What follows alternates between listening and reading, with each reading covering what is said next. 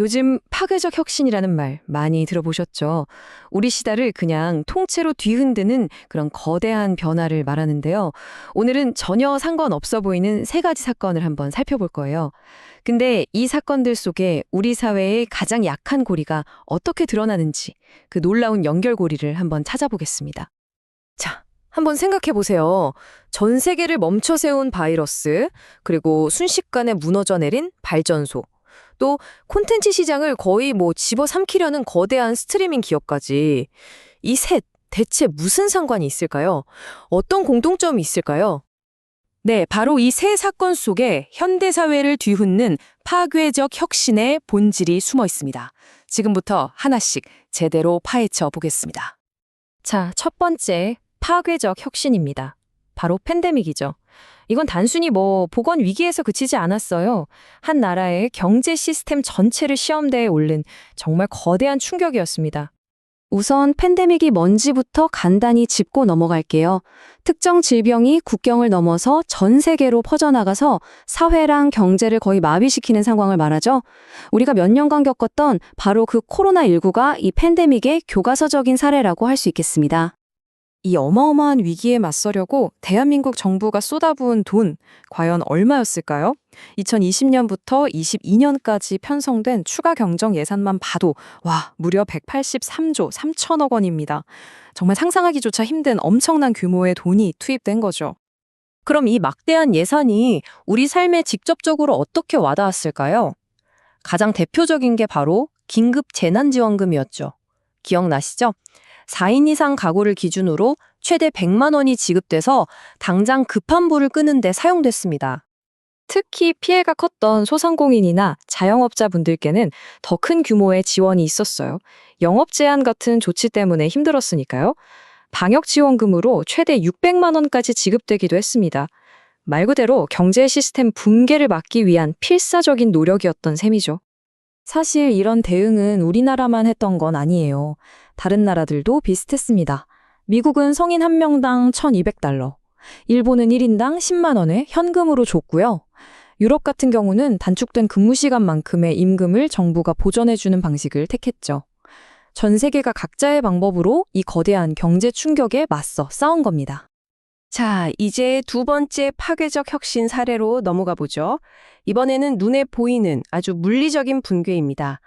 바로 울산 화력발전소 사고인데요. 이걸 통해서 우리 산업과 안전 시스템에 어떤 문제가 있었는지 들여다보겠습니다. 아니 그럼 왜 무너졌을까요? 원인이 진짜 복합적이었어요. 일단 44년이나 된 낡은 설비 자체가 이미 위태위태했고요. 근데 여기에 더해서 철거를 좀 쉽게 하려고 구조물을 일부러 미리 약화시키는 그런 위험천만한 작업을 했다는 거예요. 결국 부실한 안전관리에다가 책임자는 아무도 없는 그런 제도의 허점까지 맞물리면서 이런 끔찍한 결과가 나온 거죠.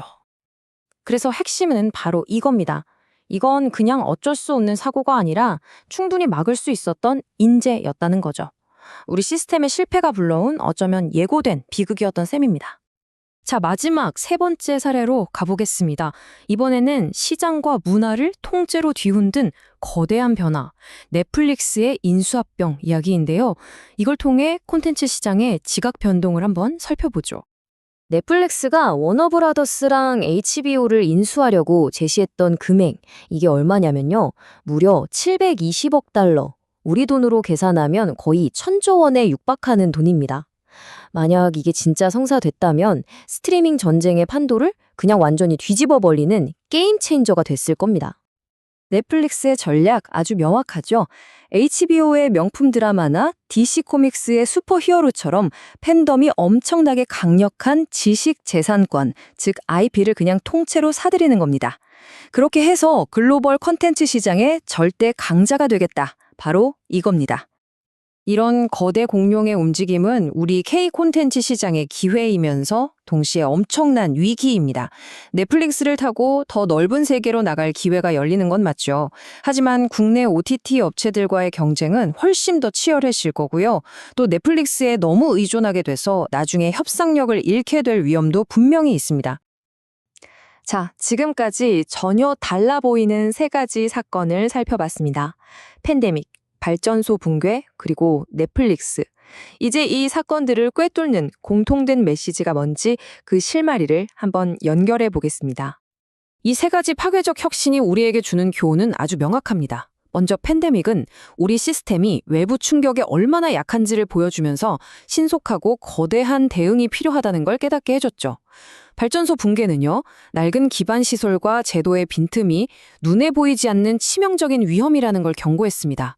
그리고 넷플릭스는 디지털 플랫폼 하나가 하룻밤 사이에 문화와 경제 시장 전체를 어떻게 바꿀 수 있는지 생생하게 보여줬고요.